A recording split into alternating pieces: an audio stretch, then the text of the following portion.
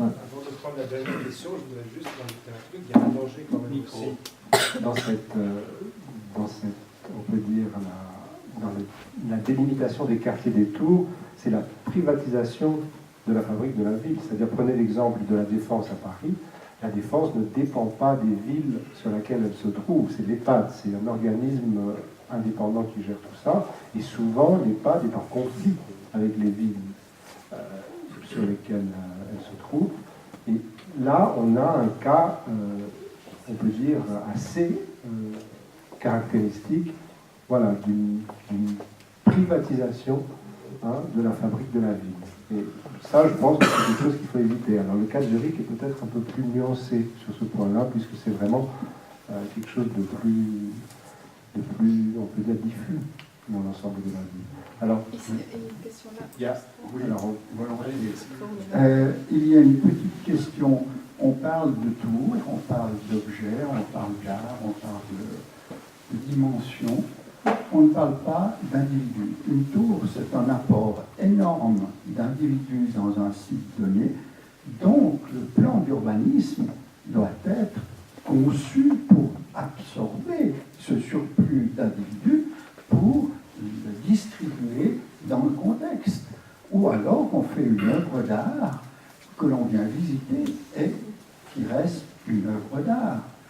Actuellement, les tours sont des objets utilitaires à rendement, donc avec un nombre d'individus énorme.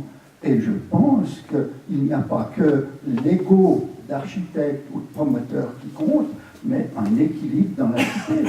Quand on voit les désordres dans certaines cités dus à un nombre très très élevé d'individus concentrés, je me pose des questions sur le non-respect d'un plan d'urbanisme avec une tour. Merci. Par rapport à ça, effectivement, quand on construit une tour, on crée très ponctuellement une très forte densité, mais très ponctuellement, c'est-à-dire dans le plan de la tour, effectivement, c'est très dense.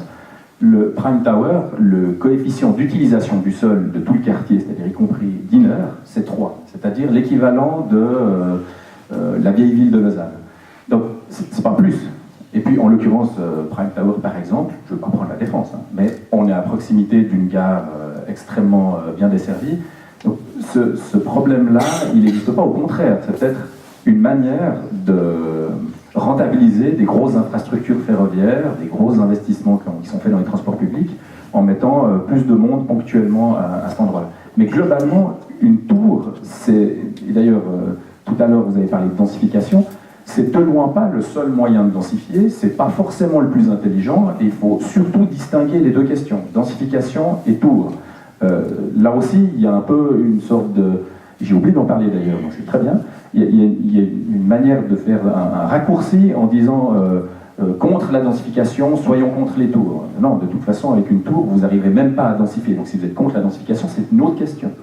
Et je pense que c'est important de se poser, d'une part, cette question légitime de la densification, qui sous-entend qu'il y a déjà une densité et qu'on va mettre plus de densité, et puis la question de la tour par rapport à cet aspect symbolique et cette unité, cette originalité, ce rapport au contexte, et tout ce qu'on a dit jusque-là.